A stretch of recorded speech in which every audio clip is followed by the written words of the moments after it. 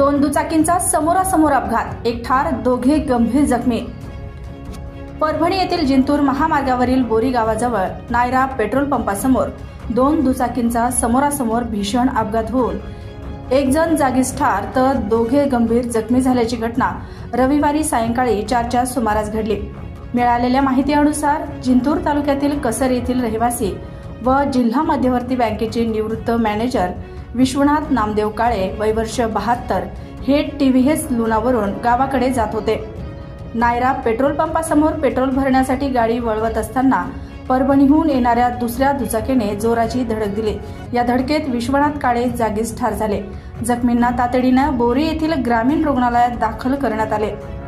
वैद्यकीय अधीक्षक doctor BK. Pawar यांनी विश्वनाथ काळे यांना तपासून मृत घोषित केले। घटनेनंतर बोरी परिसरात हळहळ व्यक्त होत आहे।